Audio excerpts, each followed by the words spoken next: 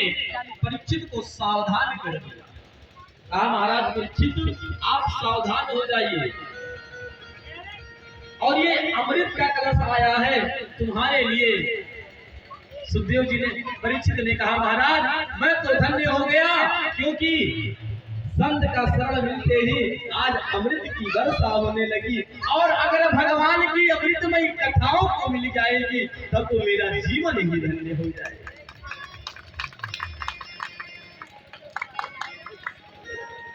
सुखदेव जी ने कहा ये देवता लोग अमृत का कलश लाए हैं, ये कलश अमृत भी पीना है।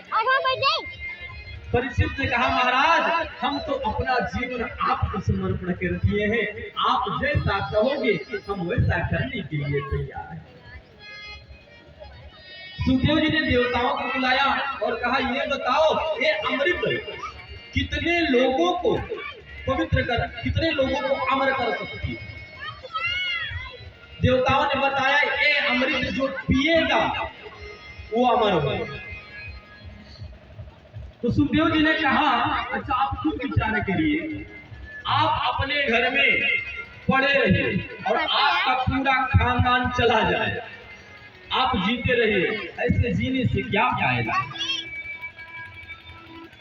सुखदेव जी ने कहा ये जो तुमने अपना अमृत लेकर के आया है ये तुम्हारा कांच का टुकड़ा है, और ये जो मेरा भागवत कथा अमृत है या तो हीरा क्वा काचा का मणिर महा, तुम कांच का टुकड़ा ला करके और हमसे हीरा ले जाना चाहते हैं। अरे ये श्रीमद्भागवत महापुराण की कथा केवल परीक्षित को नहीं तारेगी, इनके पूर्वजों को तारने वाली कथा है, ये पूर्व स्तर का उद्धार कर दी।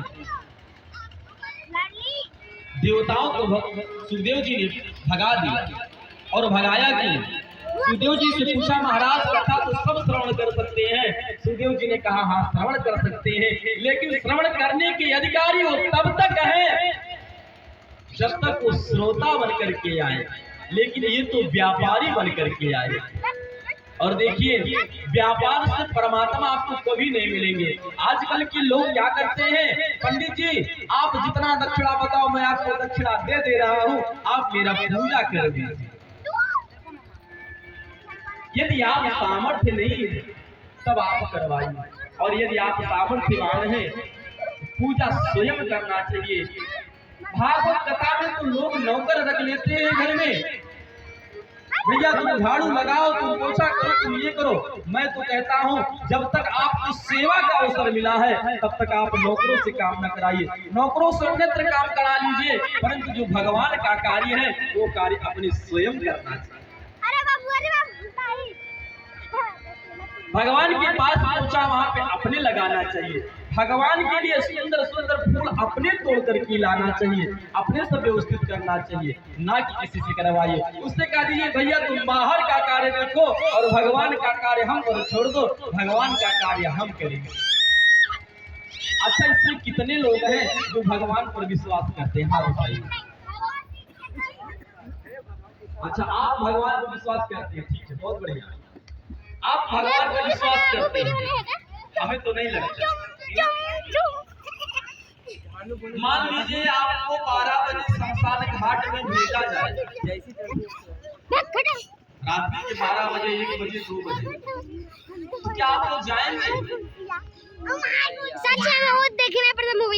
नहीं जाएंगे। और अभी आप लोगों ने कहा कि मैं भगवान पर विश्वास करता हूँ, और अभी कह रहे हैं नहीं जाएंगे। अरे वहाँ पे भूत प्रेत तो है ही है, परंतु हमारे धर्म शास्त्र धर्म ग्रंथ कह रहे हैं भगवान का कण कण निवास है। जले विष्णु थले विष्णु विष्णु पर्वत मस्तके ज्वाला माला कुले विष्णु सर्व विष्णु पपीता सब जगह है, जहाँ प्रेत है वहीं पे भगवान है। लेकिन हमारा विश्वास उस प्रेत पे हो जाता है, लेकिन नारायण पे नहीं होता।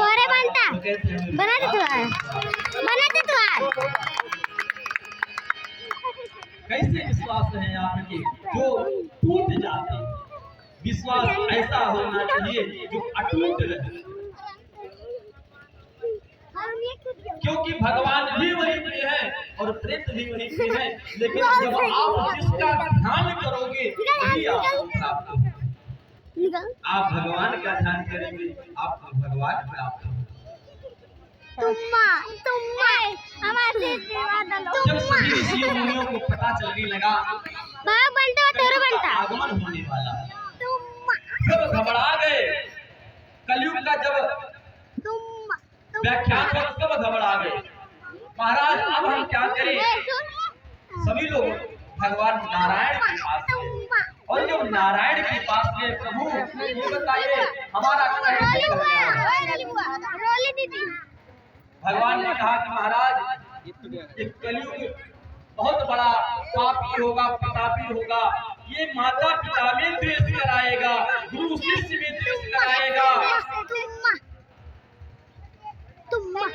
इतना बड़ा पाप आएगा तो हम लोग बचे कैसे? तो महात्माओं की निवेदन करने पे भगवान नारायण ने कहा आप पवित्र तीर्थ पे चले जाइए, पवित्र जगह पे चले जाइए, वहाँ पे कलयुग नहीं जाइए।